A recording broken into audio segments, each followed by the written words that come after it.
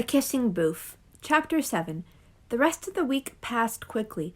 We were busy trying to compile a playlist for the booth, painting the banner, collecting all the necessary decorations, and making signs and posters. Not to mention everyday things like homework. And I did my very best to avoid Noah when I was over Lee's house. I was still mad at him and didn't want another full-blown row. Friday rolled around, and I couldn't sit still all day. I'd be going to the movies with Cody tonight. I was supposed to be meeting him there at 7. I decided I'd aim to show up for 5 past. You were meant to try and keep a guy waiting a little, right? I got home to raid my closet. My hands trembled slightly, and my breathing was shallow. Worries and doubts rampaged through my head, but I refused to listen. I wanted something that looked good, but not desperate. It was just a movie, so I couldn't go too fancy anyway. And since Cody wasn't that much taller than me, heels were out. I picked out a pair of dark gray jeans. Okay, good, progress. But I still only had half an outfit. I hadn't asked any girls for advice. I was too embarrassed to admit I'd never been on a date before and didn't know what to wear to the movies. Sure, I went to movies with guys all the time, but always as friends. This was different. The guys didn't care what I wore, but this, well, Cody was going to notice. I knew I was panicking over nothing, but I couldn't help it. At long last, I decided that I'd wear a pale pink sweater with sleeves to my elbows. It had darker pink lace around the neckline, so it was a little nicer than a plain sweater. I threw on a silver necklace and some bangles and decided that looked okay. But maybe I should have worn something a little more flattering. This sweater didn't really make the best of my boobs. And if you've got it, flaunt it, right? Or not? I checked the clock. Crap. It was already 5 minutes after I should have left. It'd have to be the sweater. Bye, I called as I ran down the stairs. Have fun, Dad called back. Brad carried on yelling at his video game. I slammed the door on them and saw that Lee's car was already waiting outside. Oops. I ran around and climbed in the passenger seat. Sorry, I said, slightly breathless. But it can't hurt to keep him waiting a little, right? I laughed nervously, looking sideways. Then I let out a loud groan. Noah? What are you doing here? Lee had to finish some chores, which means I have to be your chauffeur. If you'd told me, I would have got a taxi or asked my dad to give me a ride. Why didn't Lee text me and let me know? I assumed he did. No. Well then, I don't know. Noah twisted round to eye me critically. I plucked my sweater nervously. Does it look okay? I don't know if it's too casual or what. Thanks to a certain someone, I've never done this before. He smiled dryly. It's fine. How's my hair? Okay, he answered, unsure. He put the car in gear and shrugged at me. At least you dressed like normal. What do you mean, like normal? Normal for you. I mean, you are not showing too much skin or anything. Wow, I think that was almost a compliment? Not quite. But if this guy tries anything, and I mean anything.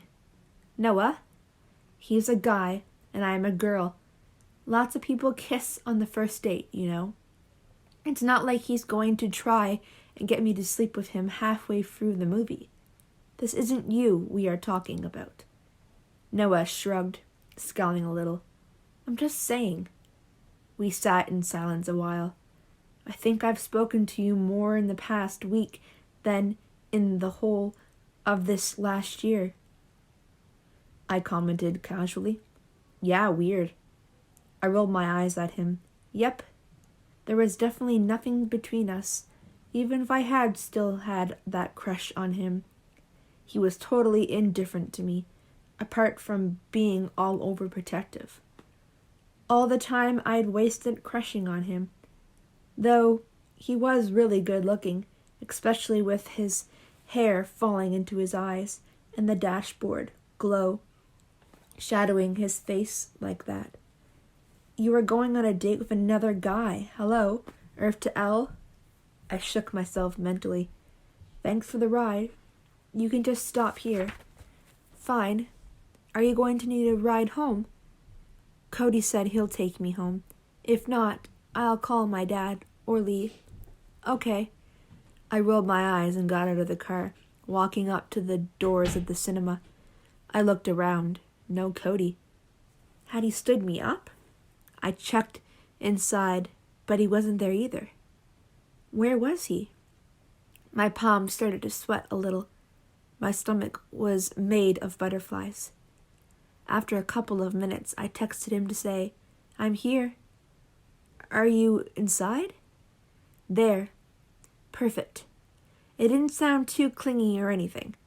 I sent it and waited for the reply. I waited a full 3.5 minutes for one. "Almost there." Oh, great. Now I was the one waiting around. I leaned against a lamppost, looking at my phone like I was actually doing something. Really? I was clicking on random apps and then going off them again. I hoped I didn't look as worried and nervous as I felt. "Stood up?" I jumped out of my skin and smacked Noah across his incredibly rock-hard chest. "Don't scare me like that." "And no, actually, he's on his way." He smirked. "I thought you said you wanted to keep him waiting." "Yeah, well, told you so." "Noah, go home." "What are you, stalking me?" "Just enjoying the show," he smirked. "You look like you've been stood up, you know." "Well, not so much now you were here, really," I retorted. "Ha! Don't look so stupid now, do I? Besides, Cody's probably just caught in traffic or something. It's no big deal." He nodded dubiously. We stood in silence another endless minute. I kept wondering if I should start conversation, but then I'd remind myself I was mad at him and close my mouth. I must have looked like a fish opening and closing my mouth like that. It didn't help that Noah was incredibly distracting. He leaned on the post opposite me, watching me wring my hands nervously. "Hey!" I turned and smiled, seeing Cody walk up to me. "Hi." His eyes flitted past me to Noah, who was giving him the coldest look I'd ever seen. Scary, threatening. I tried not to grind my teeth. "Isn't it time you left, Noah?" He glared a second longer at Cody before shrugging and getting back into his car, leaving without another word. A sigh of relief escaped my lips, and I relaxed. "Sorry. I had to stop for gas. Lines were unbelievable." "Sorry." "Let's go on in," Cody said, jerking his head at the doors. I smiled and followed him. "Do you want to grab some snacks?" "I'll get the tickets." "Sure. Salted popcorn, okay?" "Yeah, that's great." He shot me a smile, but as I turned away, I wondered if it had been a little strained. "Huh?" Probably just me imagining things. As I ordered the popcorn, I wondered if I should have gone for something less, well, something that didn't get stuck in your teeth. If we did end up kissing at all, then... I sighed. I was just way too inexperienced when it came to date etiquette. I thanked the vendor and made my way back to where Cody was waiting, a scowl on his face. "What was Flynn doing out there?" he asked. "Oh, so that's what the frown was for. Just being Flynn," I muttered, shaking my head. "Forget about it. I didn't know you guys were close." "We are not. Lee couldn't give me a ride, so Flynn did." "Oh, right." We walked into the screen, the ads already playing. I let Cody lead and pick the seats. He went for some more toward the middle, not at the back, where the couples would all be making out. I didn't know whether or not that was a good thing. "Do you want to get something to eat after?" I whispered, plucking up the courage. "I ate earlier. Sorry, I didn't know. But, I mean, if you are..." "Oh, no, that's fine," I said quickly. "Shh," somebody hissed behind us.